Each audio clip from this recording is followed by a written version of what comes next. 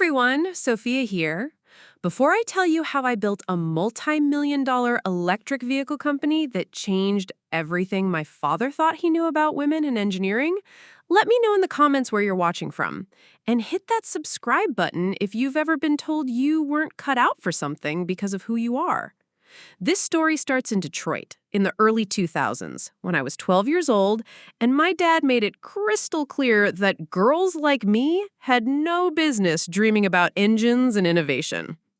Before we jump back in, tell us where you're tuning in from, and if this story touches you, make sure you're subscribed because tomorrow I've saved something extra special for you. The smell of motor oil and metal shavings filled my nostrils as I crouched beneath the hood of Mrs. Patterson's 1998 Buick Century. At 12 years old, I was small enough to squeeze into spaces that gave the adult mechanics trouble, and smart enough to understand what I was hearing when engines talked. And this engine was practically screaming. "Dad, the transmission fluid looks burnt, but listen to that whining sound when you rev it," I called out from my position near the radiator. "It's not just low fluid. The planetary gears are grinding, probably the sun gear assembly." The garage fell quiet, except for the steady drip of something leaking onto the concrete floor. I wiggled out from under the hood to find my father, Frank Carter, standing with his arms crossed, his face wearing that expression I'd learned to dread, the one that said I'd overstepped some invisible boundary again. "Sophia, what did I tell you about playing around in here?" His voice carried that edge of irritation that always appeared when I demonstrated knowledge I wasn't supposed to have. "This isn't a playground." "But I'm right, aren't I? About the transmission?" I wiped my hands on the old t-shirt I wore over my school clothes, leaving dark smears across the faded Detroit Lions logo. Frank's jaw tightened. Behind him, two regular customers, Mr. Rodriguez and old Pete Kowalski, watched with interest. My older brother Danny leaned against the tool bench, spinning a wrench between his fingers with practiced ease. "Danny, take a look at this transmission and tell me what you think," Frank said, deliberately turning away from me. My stomach dropped. Danny was 15, 3 years older than me, and while he was good with his hands, he didn't have the intuitive understanding of mechanical systems that came naturally to me. I watched him as he peered under the hood, making a show of checking things I'd already diagnosed. "Yeah, Dad, definitely sounds like transmission trouble. Probably needs a rebuild." "That's what I figured. Good ear, son. You're really developing a mechanic's instincts." The praise that should have been mine settled on Danny's shoulders like a comfortable jacket. I felt heat rise in my cheeks, not from embarrassment, but from pure frustration. I'd given the specific diagnosis, I'd identified the exact component failure, but somehow Danny's vague agreement was worth more than my precision. "Frank, your little girl called it first," Mr. Rodriguez said with a chuckle. "Sounded like she knew exactly what was wrong." My father's smile faded slightly. "Girls don't belong under the hood, Rodriguez. Sophia's just repeating things she's overheard. She should be inside helping her mother with dinner, not getting dirty out here." But I wasn't just repeating. "Sophia?" Frank's tone cut through my protest like a blade. "Wash up. Your mother needs help in the kitchen." The dismissal stung worse than any physical blow could have. I diagnosed the problem correctly. I knew I had. But my knowledge didn't matter because it came wrapped in the wrong package. As I trudged toward the house, I heard Frank continuing his conversation with the customers, his voice taking on that patient, explanatory tone he used when discussing topics he considered important. Kids these days think they know everything because they watch some YouTube videos. But real mechanical work, that takes strength and intuition that, well, some people just aren't built for. No point filling a girl's head with fantasies about things she'll never be able to do professionally. I paused at the back door, my hand frozen on the screen door handle. Fantasies. That's what my father called my passion for understanding how things worked, how they could work better. Just fantasies. Later that evening, as I sat in my room pretending to work on algebra homework while actually sketching improvements to internal combustion engines, I heard footsteps on the stairs. My grandfather, Pop, appeared in my doorway. Harold Pop Mitchell, a man whose 73 years included 4 decades working the assembly line at the Ford River Rouge complex. "Heard you had some trouble with your dad today," he said, settling into the small chair beside my desk with a slight grunt.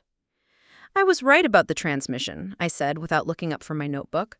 "But it doesn't matter because I'm just a girl playing with things I don't understand."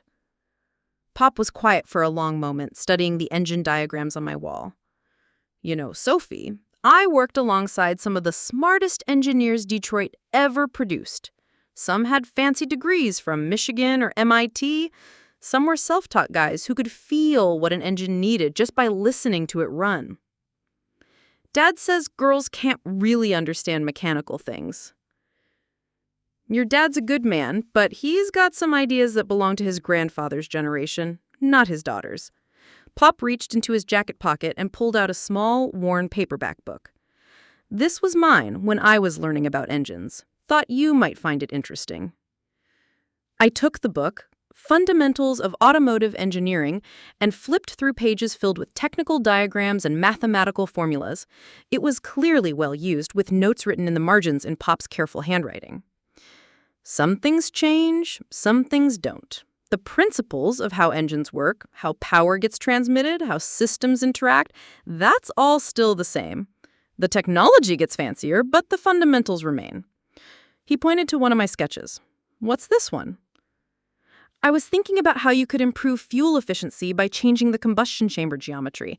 If you created a more turbulent air-fuel mixture with strategic valve timing, you could get more complete combustion with less waste."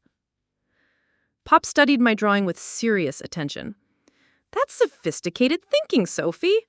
You know what that kind of thinking is called?" I shook my head. "Engineering, real engineering. Not the kind where you just follow instructions or copy what someone else did, but the kind where you see problems and imagine solutions." He stood up slowly, patting my shoulder. "Keep asking those questions, kiddo.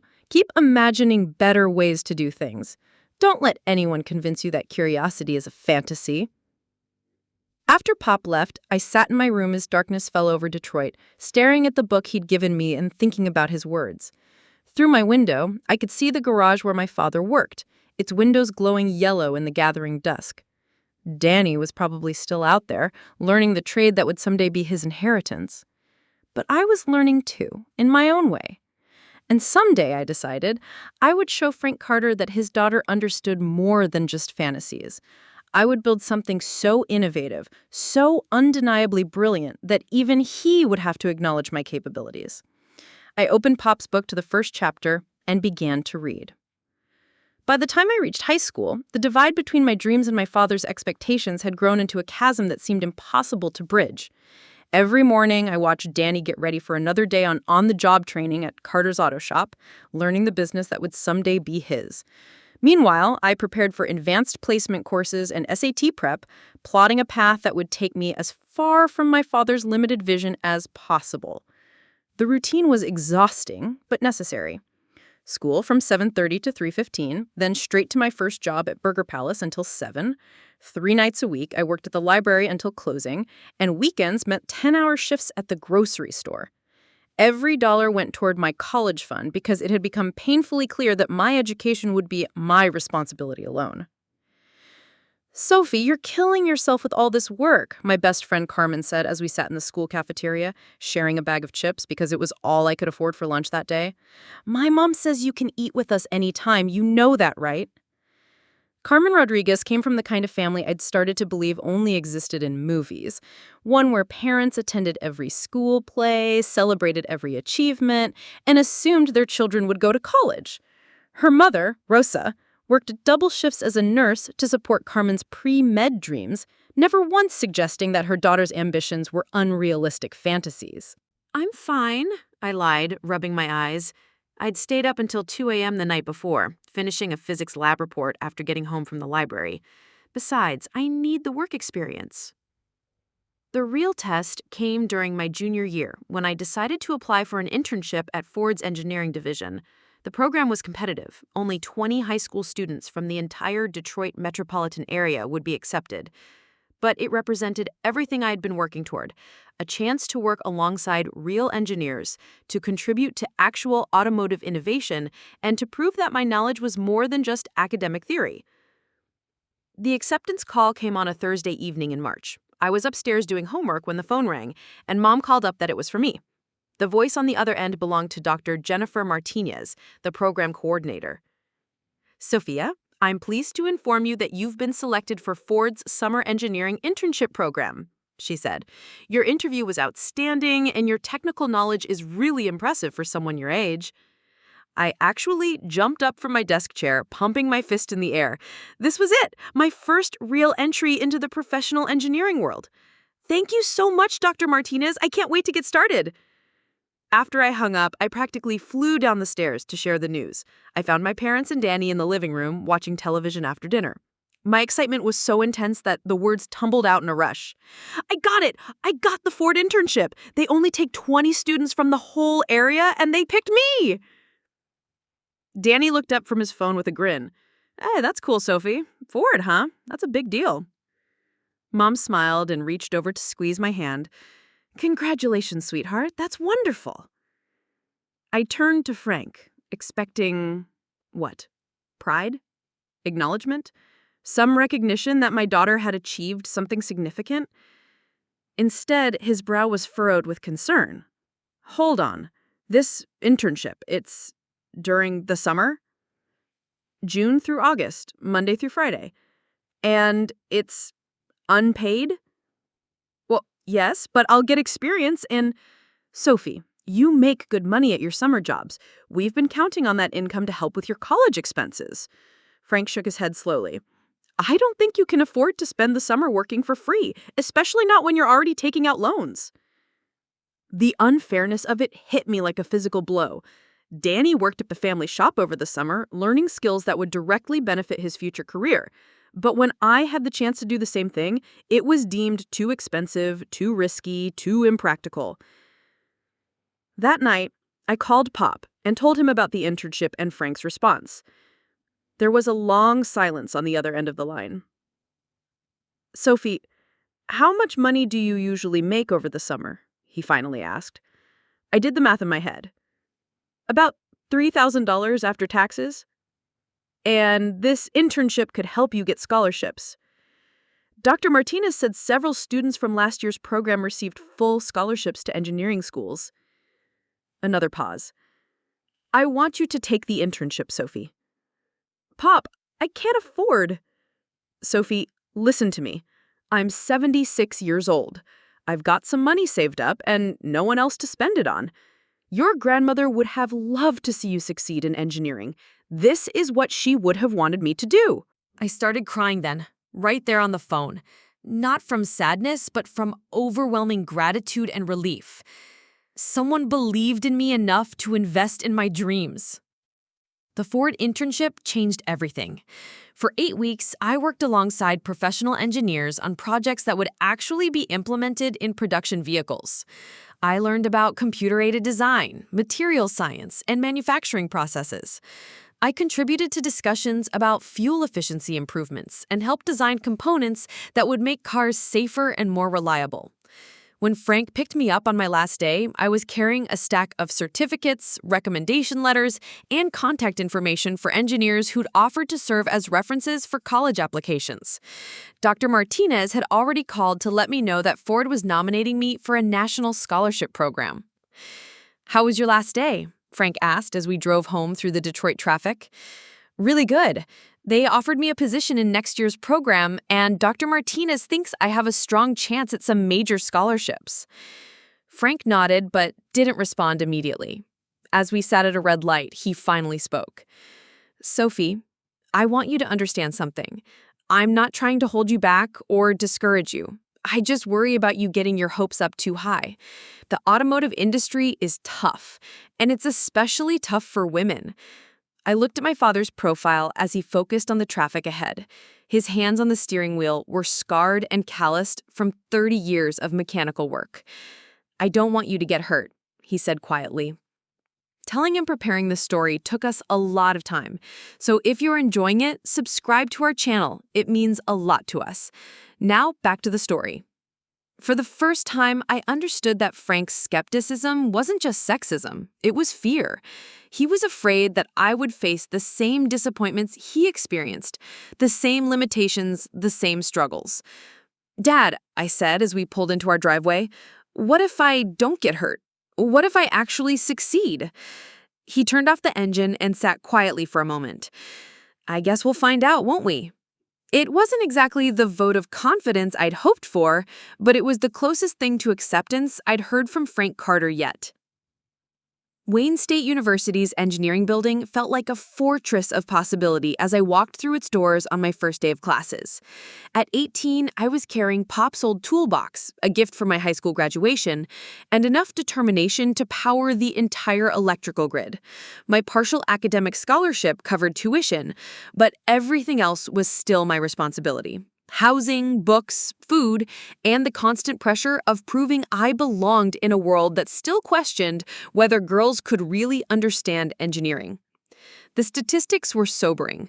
Out of 180 students in my mechanical engineering cohort, only 23 were women. In my advanced thermodynamics class, I was only one of 4 girls among 45 students.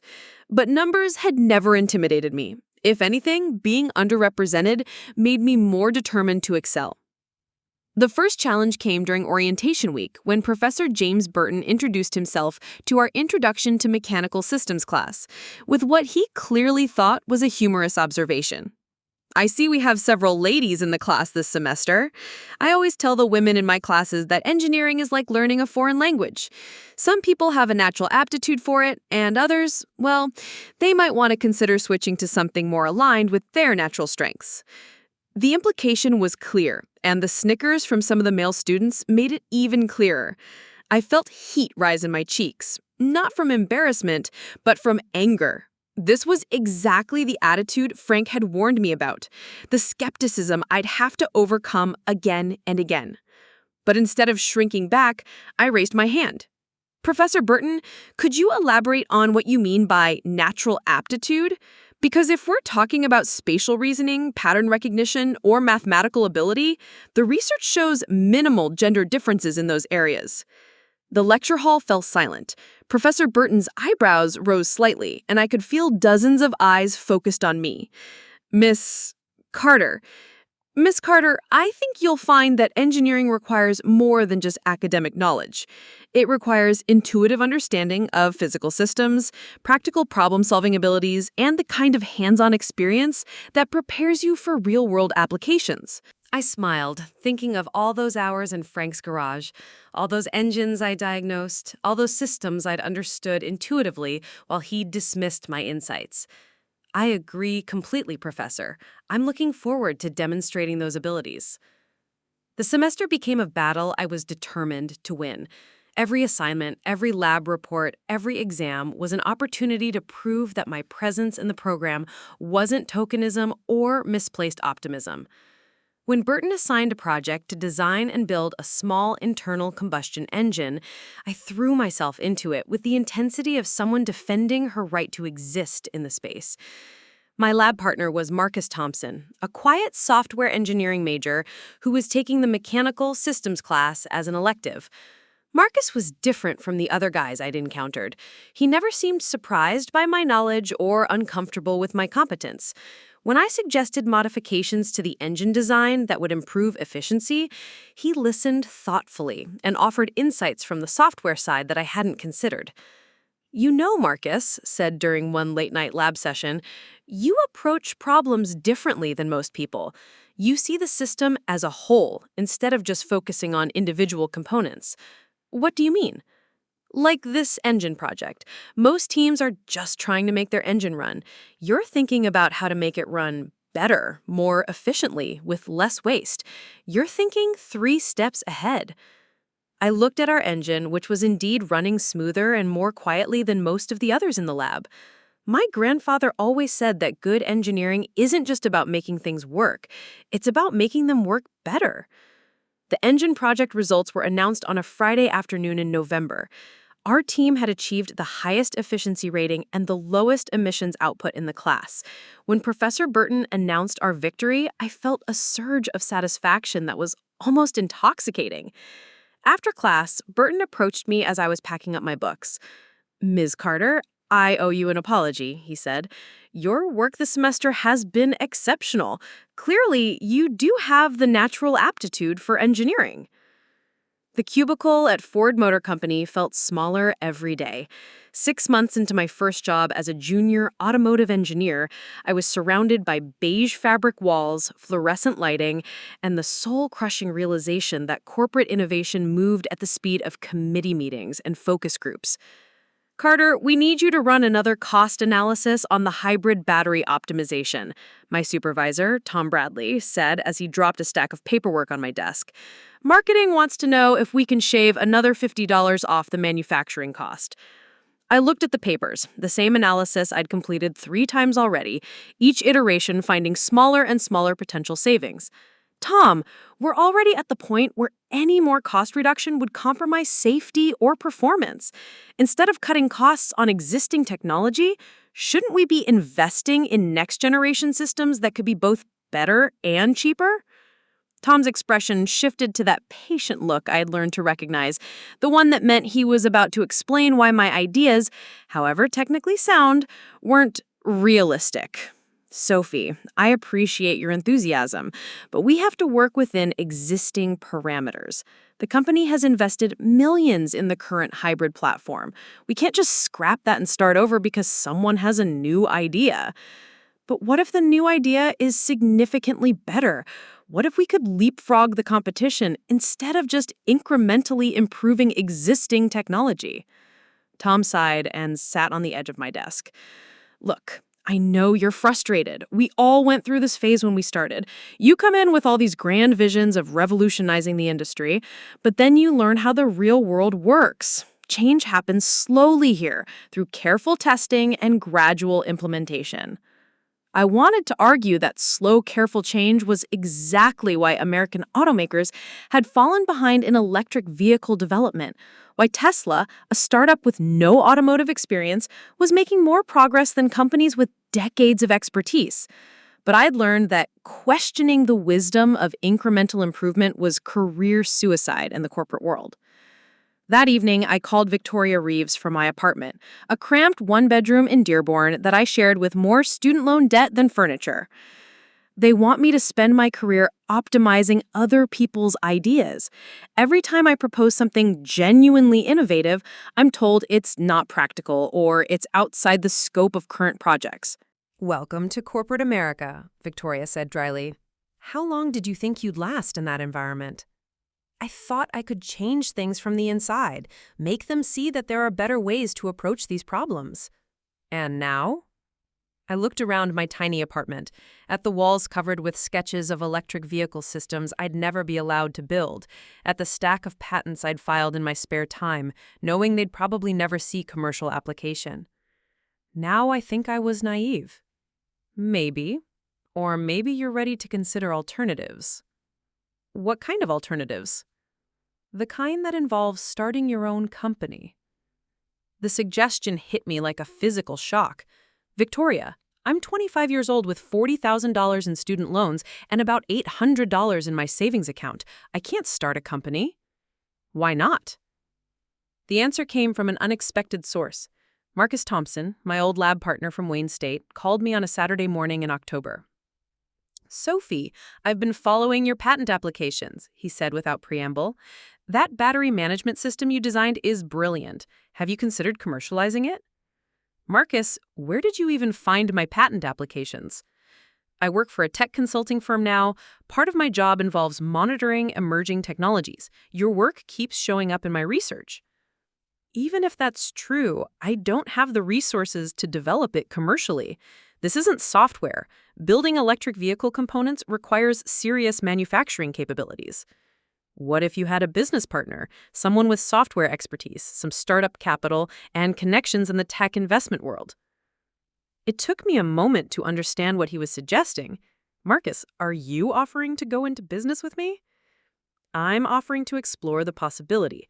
I've got about $50,000 saved up, plus connections with some angel investors who are looking for promising clean energy startups.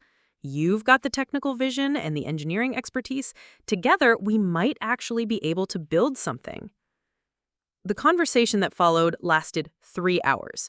Marcus had clearly done his homework. He understood both the technical potential of my designs and the market opportunities for electric vehicle technology. More importantly, he shared my frustration with the slow pace of innovation in traditional corporate environments. On November 15th, 2011, I walked into Tom Bradley's office and submitted my resignation. "Sophie, I think you're making a mistake," he said after I explained my plans. "Startups in this industry fail 90% of the time. You're giving up a secure position with good benefits to chase what's probably a fantasy." The word fantasy triggered something deep in my memory. Frank dismissing my childhood insights as fantasies, professors suggesting that my ambitions might be unrealistic, the constant implication that my dreams were somehow inherently less valid than other people's practical plans. Maybe it is a fantasy, but it's my fantasy, and I'd rather fail building something I believe in than succeed implementing other people's mediocre ideas. As I walked out of the Ford headquarters building for the last time, carrying a cardboard box of my belongings and a head full of impossible dreams, I felt more alive than I had in months. Carter Electric Innovations was about to begin. Carter Electric Innovations started in a rented garage in Detroit's Eastern Market District. The space cost us $800 a month, more than I could comfortably afford, but Marcus convinced me that having a physical workspace would force us to treat the venture seriously. Our first office was a folding table from Marcus's apartment, 2 mismatched chairs, and a whiteboard I'd bought at a garage sale. The walls were concrete blocks, the floor was stained cement, and the heating system consisted of a space heater that blew the circuit breaker whenever we tried to run it at the same time as our computers. But it was ours. "Okay," Marcus said on our first official day, spreading blueprints across the folding table. "Talk me through the technical specifications one more time. I want to make sure I understand exactly what we're building." I pointed to the battery design schematics I'd refined over the past month. Traditional lithium-ion batteries for electric vehicles have 2 main problems. They're expensive to manufacture, and they degrade quickly under the charging patterns most people actually use. My system addresses both issues through a modular design that allows for more efficient manufacturing and better thermal management. And that translates to what kind of performance improvements? 30% reduction in manufacturing cost, 40% improvement in battery life, and 25% increase in charging speed. I looked up from the blueprints. If we can deliver on those numbers, we can make electric vehicles that cost the same as comparable gasoline cars, but with lower operating costs and better performance. Marcus whistled softly. No wonder Ford wasn't interested. If you're right, you're not just improving their existing products, you're making them obsolete. That's the idea. Our combined savings of $50,000 would cover maybe 6 months of basic operating expenses. But Pop's lawyer contacted me in January to inform me that my grandfather had left me a modest inheritance, $25,000. He'd saved over decades of careful living. The timing felt like divine intervention, or maybe just Pop's way of continuing to support my dreams even after he was gone. He always believed you'd do something special with your engineering skills, Mom told me when I called to thank her for handling the legal paperwork. He'd be proud of what you're trying to build. By March, we'd built our first working prototype, a battery system that demonstrated our core technology in a scaled-down format. The prototype wasn't pretty. It looked like something assembled in a garage by 2 people who were making up the manufacturing process as they went along. But it worked. More importantly, it worked better than we'd predicted. Our initial performance estimates had been conservative, and the actual test results exceeded our most optimistic projections. "Marcus, look at these numbers," I said, staring at the readout from our testing equipment. "We're not just meeting our targets, we're beating them by 10 to 15%. Marcus leaned over my shoulder to examine the data. "What does that mean for the business model?" "It means we might not just be competitive with existing electric vehicle technology, we might be revolutionary." Our first investor pitch was a disaster. The meeting was with Whitman Capital, a Detroit-based investment firm that specialized in automotive technologies. James Whitman III, the managing partner, had agreed to see us based on a warm introduction from Victoria Reeves. I'd prepared for weeks, refining our presentation until every slide was perfect, every financial projection was defensible, and every technical claim was backed by solid data. None of that preparation helped when I walked into Whitman's conference room and faced a table of middle-aged men in expensive suits who looked at me like I was a graduate student presenting a class project. "Miss Carter," Whitman said after I'd finished the technical overview, "your prototype results are impressive, but I have to ask, what makes you think you can succeed where companies with billions in R&D budgets have struggled?" "Because we're approaching the problem from a fundamentally different perspective," I said. "Traditional automakers are trying to adapt internal combustion engine manufacturing processes to electric vehicle production. We're designing our system from the ground up specifically for efficient electric vehicle manufacturing." "That's an interesting theory, but theory and commercial reality are two different things. How do you plan to scale manufacturing without the infrastructure and supply chain relationships that established companies have spent decades building?" I felt the first flutter of panic. This was the question I'd hoped wouldn't come up because the honest answer was that we didn't know yet. We're exploring partnerships with existing manufacturers who could integrate our technology into their production processes. Our system is designed to be compatible with standard manufacturing equipment, so the barriers to adoption are lower than you might expect. Whitman's expression didn't change. "And what happens when Ford or GM decides your technology is worth acquiring? They could reverse engineer your system, patent around your innovations, and undercut your market position with their existing resources." The questions continued for 30 minutes, each one exposing another gap in our business plan, another risk we hadn't fully considered, another reason why two people in a rented garage couldn't realistically compete with billion-dollar corporations. When the meeting ended, Whitman's handshake was polite but dismissive. "Interesting technology, Miss Carter. If you can demonstrate commercial viability on a larger scale, perhaps we can revisit the conversation." Marcus and I walked to our car in silence. When we were safely inside with the doors closed, I put my head in my hands. "That was brutal," he said. "Yeah, it was." Maybe Tom was right. Maybe this is just an expensive fantasy. Marcus was quiet for a moment. "Sophie, can I tell you what I heard in there?" "What?"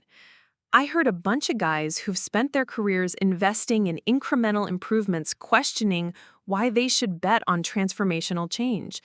I heard people who are comfortable with the status quo trying to convince us that the status quo is the only realistic option." I looked at him. And I heard them admit that our technology is impressive. They didn't question whether it works, they question whether we can scale it. That's a very different problem. A problem we still don't know how to solve. Yet. We don't know how to solve it yet. The drive back to our garage was quiet, but by the time we pulled into the parking lot, I'd made a decision. "We're going to prove them wrong," I said. "How?" "By building something so obviously superior that they can't ignore it. By finding investors who understand that the biggest opportunities come from the biggest risks. By refusing to accept that just because something hasn't been done before, it can't be done at all." Marcus grinned. "So we're doubling down on the expensive fantasy?" "We're doubling down on the expensive fantasy." All my life, people had told me what wasn't possible, what wasn't realistic, what wasn't appropriate for someone like me to attempt. But I'd never built my dreams around other people's limitations, and I wasn't about to start now. The call came at 3:47 a.m. on a Tuesday morning in October. I was in my new apartment, still modest, but finally free of roommates and furnished with actual furniture instead of milk crates, working late on battery optimization algorithms when my phone rang. "Sophie!" Mom's voice was tight with panic. "It's your father. We're at Detroit Medical Center. He had a heart attack." The drive to the hospital was a blur of empty highways and racing thoughts. Frank Carter had always seemed indestructible to me, a man whose hands could fix anything, whose body had endured decades of physical labor without complaint. The idea of him lying helpless in a hospital bed felt impossible. I found Mom in the cardiac intensive care unit waiting room, her face pale and her hands shaking as she clutched a styrofoam cup of cold coffee. Danny sat beside her, looking younger than his 28 years. "How is he?" I asked, settling into the uncomfortable plastic chair across from them. Stable but serious, Mom said. The doctors say he needs bypass surgery. 2 arteries are almost completely blocked. What about the shop? Danny ran his hands through his hair. We had to close it. I can't handle the business side by myself, and Dad's gonna be out for months, maybe longer. The weight of what he wasn't saying hit me immediately. Carter's auto shop wasn't just Frank's livelihood. It was his identity, his legacy, everything he'd built over 30 years of 12-hour days and weekend work.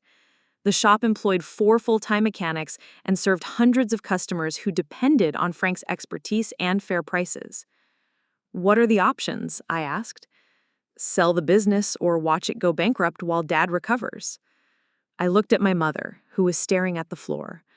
Mom, what does Dad want to do?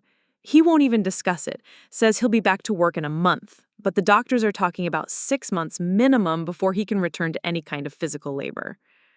3 days later, when Frank was stable enough for visitors, I sat beside his hospital bed watching him sleep. He looked smaller somehow, diminished by the tangle of wires and tubes that connected him to various monitoring devices. When his eyes opened and focused on me, I saw something I'd never seen there before. Fear.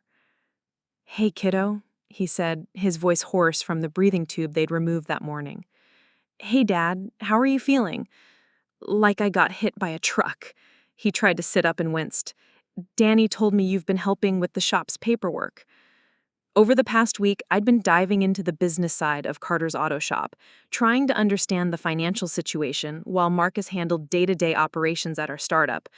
What I'd found wasn't encouraging. The shop had been struggling financially for years, barely breaking even most months.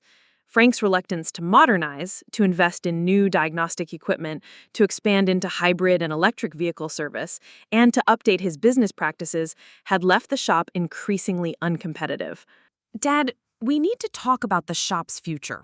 His jaw tightened. There's nothing to talk about. I'll be back to work soon. The doctors said 6 months minimum. The shop can't survive that long without major changes. Danny can handle it.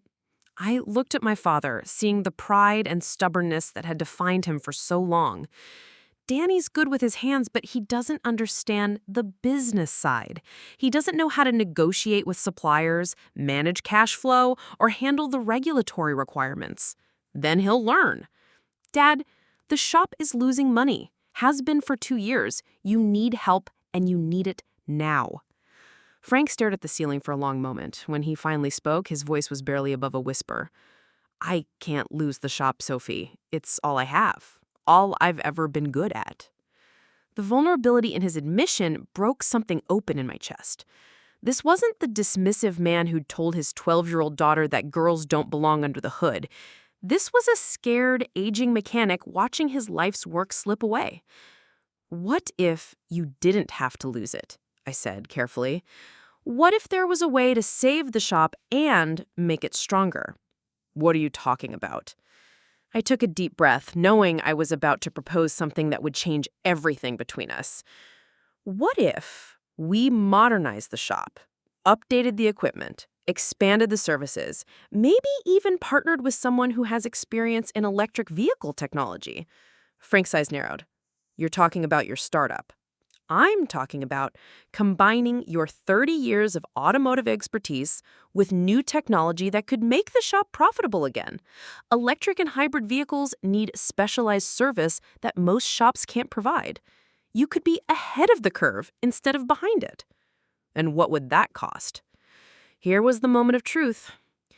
Carter Electric Innovations has been approached by several investors lately. We could use some of that funding to modernize the shop, train your mechanics, and create the first integrated traditional and electric vehicle service center in Detroit. Frank was quiet for so long I thought he'd fallen asleep. When he finally looked at me, his expression was unreadable. You'd do that? Risk your company's future to save mine? I'd do it to save our family's future. The shop, the startup, they don't have to be separate things. They could be stronger together. And what would you want in return? The question I'd been dreading. What did I want? Acknowledgement? Apologies for years of dismissal? Recognition that his daughter had become everything he told her she couldn't be? I want us to be partners, Dad. Real partners. I want you to trust my judgment the way you trust Danny's. I want to build something together instead of in spite of each other. Frank closed his eyes, and for a moment I thought he'd fallen asleep. When he opened them again, there were tears there. I've been wrong about a lot of things, Sophie. Maybe it's time I started listening to the smartest person in the family. It wasn't the apology I'd imagined for years, but it was something better. It was the beginning of a real relationship between a father and daughter who'd spent too long on opposite sides of an unnecessary war. Outside the hospital window, Detroit stretched out under a gray November sky, a city that had learned how to reinvent itself when the old ways stopped working. Maybe it was time for the Carter family to do the same. The offer arrived on a gray January morning, delivered by courier in a thick manila envelope that felt heavy with possibility and terror. Marcus and I sat in our upgraded office space. We'd finally moved out of the garage into a proper industrial facility, staring at the letterhead, General Motors Advanced Technology Division. $47 million, Marcus said, his voice barely above a whisper. Sophie, you're offering us $47 million for the company. I picked up the letter, scanning the formal language that boiled down to a simple proposition. GM wanted to acquire Carter Electric Innovations, absorb our technology into their existing electric vehicle program, and offer us lucrative positions in their corporate structure. The number was staggering, enough to pay off my student loans, buy Mom and Dad a house, secure my family's financial future for generations. It was also everything I'd spent the last 6 years fighting against. There's more, Marcus said, pointing to a second document. They want an answer within 30 days, and they're not interested in licensing agreements or partnerships. It's full acquisition or nothing. I thought about Frank, still recovering from his surgery, but pushing himself to return to work too soon. The doctors had cleared him for light duty, but his energy was limited, and the stress of watching his life's work deteriorate was taking its toll. Danny was doing his best to keep the shop running, but without Frank's expertise and business instincts, they were losing customers every week. The GM money could solve everything. I could save the family shop, secure everyone's future, and walk away from the crushing pressure of trying to compete with billion-dollar corporations. All I had to do was give up my dream of building something revolutionary and accept becoming a cog in someone else's machine. That evening, I drove to my parents' house for the first time in months. I found Frank in the garage, not working, but simply sitting on his old stool, staring at the empty service bays. The shop had been closed for 3 months now, and the silence felt unnatural. Hey, Dad. He looked up, offering a tired smile. Sophie, good to see you. How's the business going? That's actually what I wanted to talk to you about. I pulled up another stool and sat beside him. We got an acquisition offer today. From GM. Frank's eyebrows rose. That's great, kiddo. Must be a good offer if you're considering it. $47 million. He was quiet for a long moment, absorbing the magnitude of the number. That would change everything for you. For all of us. I could use some of that money to reopen the shop, modernize it, hire back your mechanics. You wouldn't have to worry about money again. And what would you have to give up? I looked around the garage where I first learned to diagnose engine problems, where Frank had dismissed my insights as childish fantasies, where I'd made the promise to myself that I would someday prove him wrong. Control, vision, the chance to build something that could actually change how people think about transportation. I paused. The company I've been dreaming about since I was 12 years old. Frank nodded slowly. Sounds like a hell of a choice. What would you do? Sophie, I spent 30 years building this shop exactly the way I thought it should be built. I refused to adapt, refused to change, refused to listen when people told me the industry was evolving. And where did that get me? He gestured at the empty garage. Maybe the question isn't what I would do. Maybe the question is what you believe in. I believe our technology can make electric vehicles accessible to working families instead of just wealthy early adopters. I believe we can build something that matters instead of just something that's profitable. Then you have your answer. But Dad, the money will be there or it won't, but chances like this, chances to build something meaningful, they don't come along very often. Frank stood up slowly, still favoring his left side where the surgery had been. You know what I regret most about the last few years? I shook my head. Not that I couldn't compete with the big chain shops or the dealerships. I regret that I spent so much time being afraid of change that I missed the chance to be part of something bigger. He looked at me directly. Don't make my mistake, Sophie. Don't choose safety over possibility. 3 weeks later, I sat in Victoria Reeves' office, having called her for advice one final time before making my decision.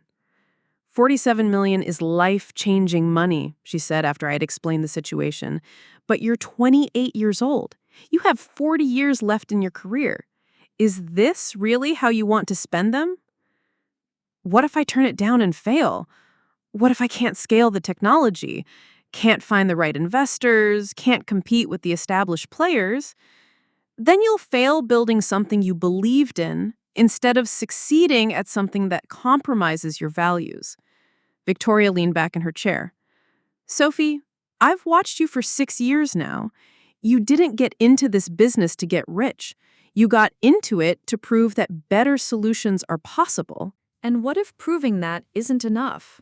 What if good technology loses to big marketing budgets and established relationships? Then at least you'll know you tried. But more importantly, you'll be building something that can inspire the next generation of engineers who are sitting in their father's garages right now, wondering if their dreams are just fantasies. On February 28, 2017, I sent my response to General Motors. Thank you for your generous offer, but Carter Electric Innovations is not for sale. We believe our technology can have greater impact as an independent company, and we're committed to building that future. That same day, I called Frank with a different proposition. Dad, what would you think about turning Carter's Auto Shop into the first integrated traditional and electric vehicle service center in Detroit? He'd think, he said, and I could hear the smile in his voice, that it's about time someone in this family took a smart risk. The partnership we built over the following months wasn't easy, but it was real. For the first time in my life, Frank Carter and I were working toward the same goal. And for the first time in his life, he was treating his daughter like the engineer she'd always been. The transformation of Carter's Auto Shop began on a sunny April morning when a convoy of trucks arrived carrying equipment that looked like it belonged in a science fiction movie rather than a traditional garage. Frank stood beside me in the parking lot, watching workers unload electric vehicle charging stations, advanced diagnostic computers, and battery testing equipment worth more than the shop had earned in its best year. I have to admit, he said, adjusting his baseball cap, I never thought I'd see the day when my garage would have more computers and wrenches. The wrenches are still important, Dad. We're just adding to what you've built, not replacing it. Over the past 3 months, we developed a detailed plan for the renovation. The shop would maintain its traditional automotive services while adding comprehensive electric and hybrid vehicle capabilities. Frank's experienced mechanics would work alongside newly hired EV specialists, and the facility would serve as a showcase for Carter Electric Innovations battery technology.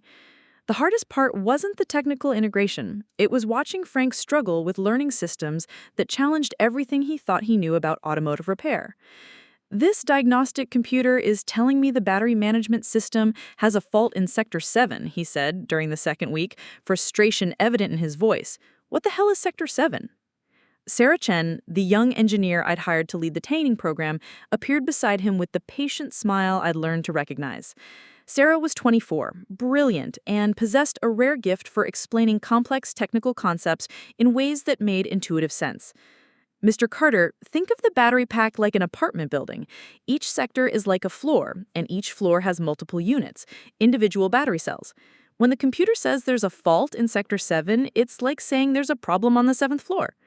Frank's expression shifted from frustration to interest. And I need to figure out which apartment has the problem? Exactly. The diagnostic system will help you narrow it down, just like you'd check each apartment to find a water leak. I watched from across the shop as Sarah guided Frank through the diagnostic process, noting how she never talked down to him or dismissed his decades of experience. Instead, she built bridges between what he already knew and what he needed to learn. "She's good," Marcus said. "How did you find her?" Victoria recommended her. Said Sarah reminded her of someone. I smiled. Apparently, I was that intense about learning new things when I was her age. The shop's grand reopening was scheduled for Memorial Day weekend, and the weeks leading up to it were controlled chaos. Danny surprised everyone by showing real aptitude for the business management side of operations.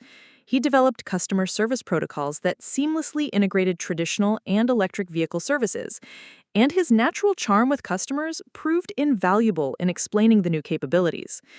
"You know what's funny?" Carmen said during one of our Friday evening catch-up calls.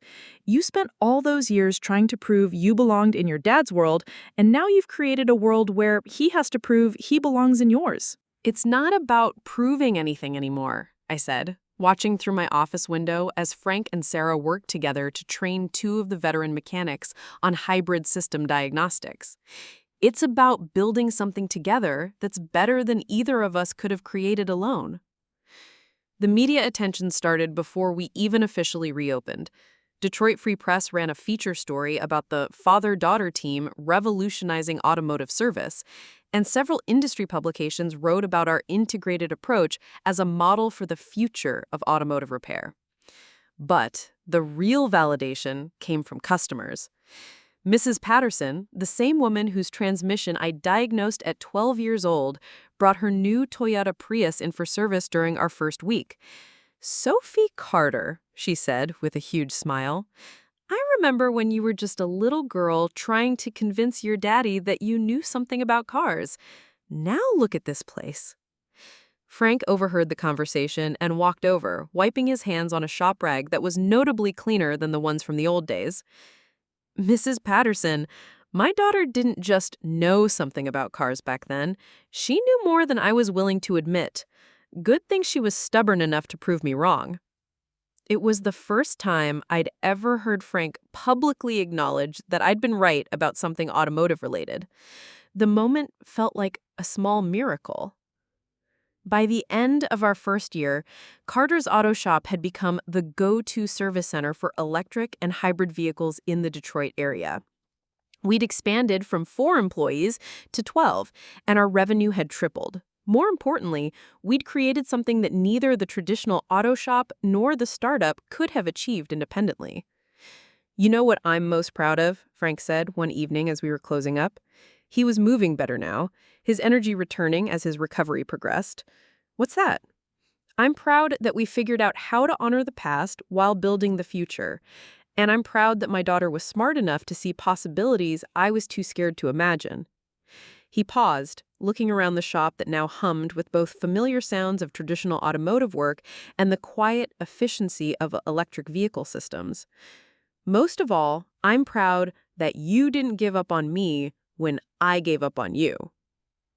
As I drove home that night through the Detroit streets I'd grown up on, I realized that the victory I had achieved wasn't the one I'd originally set out to win.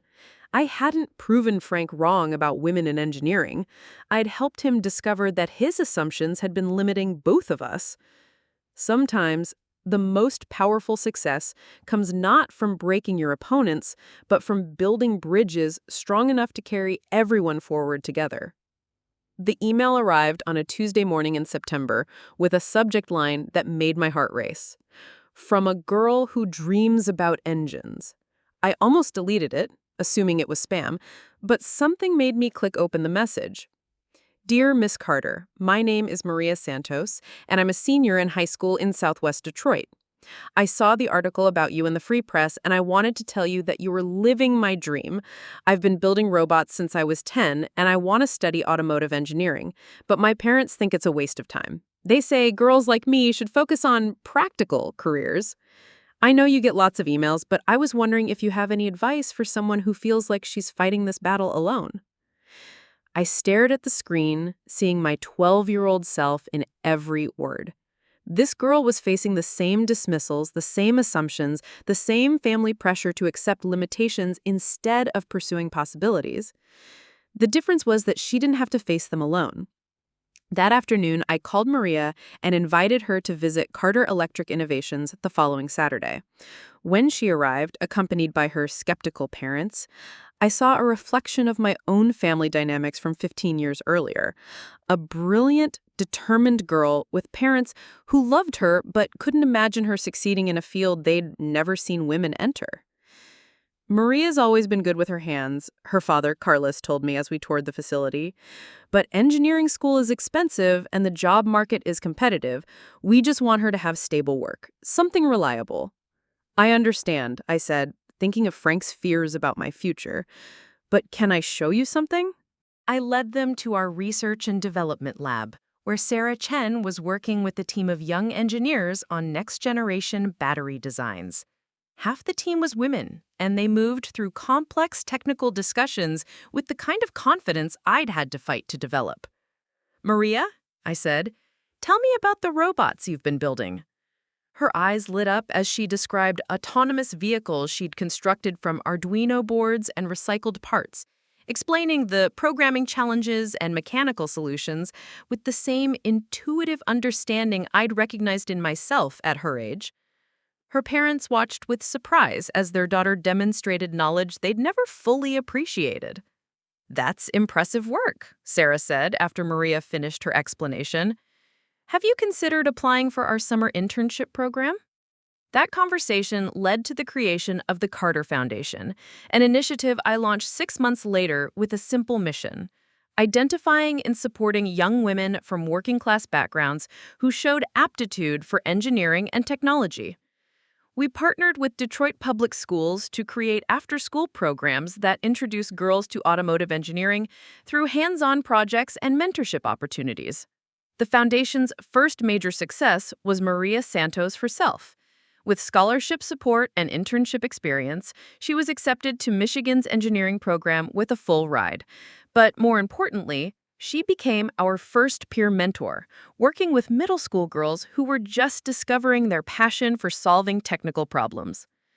"You know what the hardest part was?" Maria told me during one of our monthly check-ins. "It wasn't the academics or even finding financial support. It was believing I deserved to be there, that my dreams were as valid as anyone's else." And now? Now I know that representation matters. When I see other Latinas in the lab, when I see women like Sarah and you leading teams and starting companies, it makes my goals feel achievable instead of impossible. The foundation grew rapidly, attracting support from automotive companies, tech firms, and individual donors who recognized the talent being lost when half the population was discouraged from entering technical fields. Within 2 years, we were supporting 40 students and had established partnerships with universities across the Midwest. But the work also attracted criticism. During a conference panel about diversity in engineering, a male industry veteran questioned whether we were lowering standards to meet diversity goals. "Mr. Peterson," I responded, keeping my voice level despite the familiar frustration, "what we're doing is removing artificial barriers that have prevented talented people from entering the field. When my father dismissed my mechanical insights at 12, he wasn't protecting standards, he was limiting possibilities." But surely you understand that not everyone is cut out for engineering work. Some people simply don't have the natural aptitude. I thought of Maria's sophisticated robotics projects, of Sarah's patient brilliance, of the dozens of young women I'd watched flourish when given genuine opportunities and support. "You're absolutely right," I said. "Not everyone is cut out for engineering. But gender, race, and economic background aren't reliable predictors of who has that aptitude. What they predict is who gets encouragement and who gets discouragement." The audience applauded, but I knew the real victory wasn't in winning debates with skeptics. It was in the phone call I'd received the week before from a high school guidance counselor in Flint, telling me about a sophomore named Aisha, who'd been accepted to our summer program and was already talking about starting her own clean energy company. "Every girl we support will impact dozens of others," Carmen observed during one of our regular coffee meetings. "You're not just changing individual lives, you're changing the culture." As Carter Electric Innovations continued to grow, attracting international attention and major investment opportunities, I found myself thinking more about legacy than personal achievement. The patents and profits would matter for a while, but the young women entering engineering programs with confidence and support would matter forever. The Foundation's third annual showcase was held at the renovated Carter's Auto Shop, where 40 students presented projects ranging from solar-powered vehicles to smart traffic management systems. Frank, now fully recovered and deeply involved in training the next generation of mechanics, served as one of the judges. You know what amazes me? He said during the closing ceremony, addressing the crowd of students, parents, and industry professionals. 30 years ago, I thought automotive work required a specific kind of person with specific characteristics. Today, I see innovation coming from people I never would have considered, solving problems I never would have imagined. He paused, looking directly at me.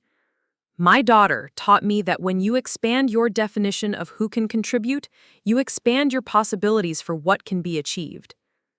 As I watched Maria Santos accept the Foundation's first scholarship for graduate school, I realized that the most meaningful victory of my career wasn't proving that I belonged in my father's world. It was creating a world where the next generation wouldn't have to prove they belonged at all. The hostile takeover attempt came on the same week Frank announced his retirement plans. I was sitting in my expanded office.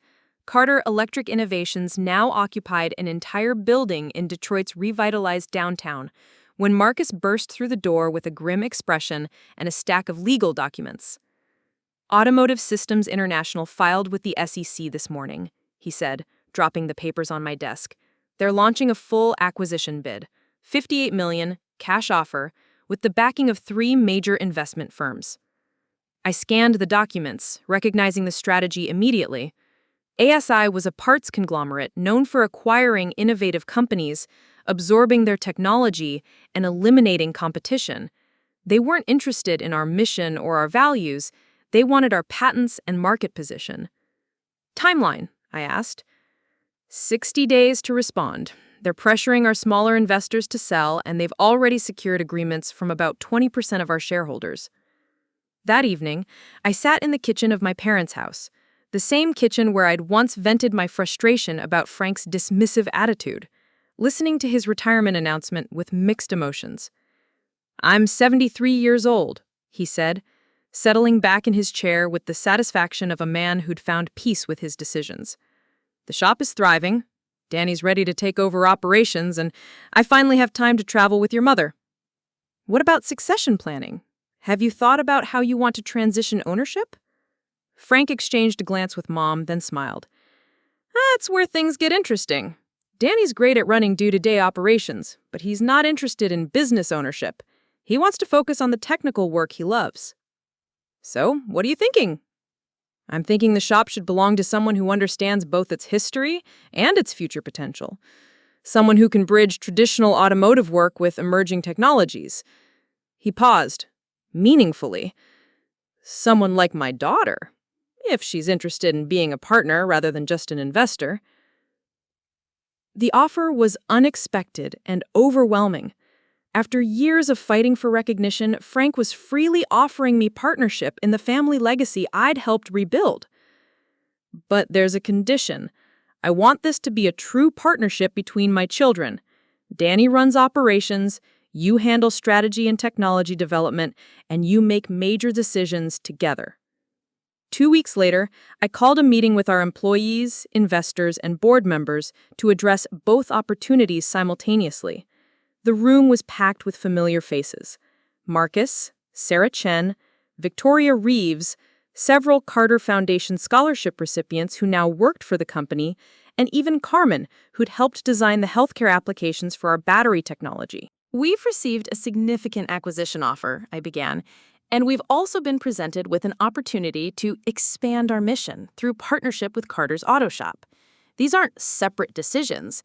They're connected to who we are and what we're trying to build."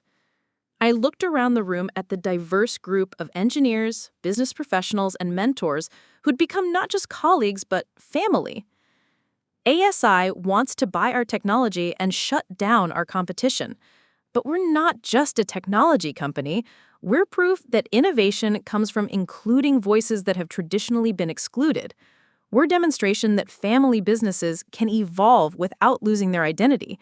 We're evidence that success has meaning beyond profit margins. The vote was unanimous. Reject the takeover and expand the partnership. 3 months later, at the grand celebration marking both Frank's official retirement and our expanded collaboration, I stood in the renovated shop surrounded by 4 generations of automotive innovation. Pop's old toolbox sat in a place of honor. Sarah Chen was training a new cohort of electric vehicle technicians. Maria Santos was presenting her graduate research on sustainable battery recycling. And Frank was working alongside Danny to welcome customers who'd become extended family. "You know what I realized?" Frank said as we watched the celebration unfold around us. "I spent 30 years building walls around what I thought automotive work should look like. You spent 10 years building bridges to show me what it could become."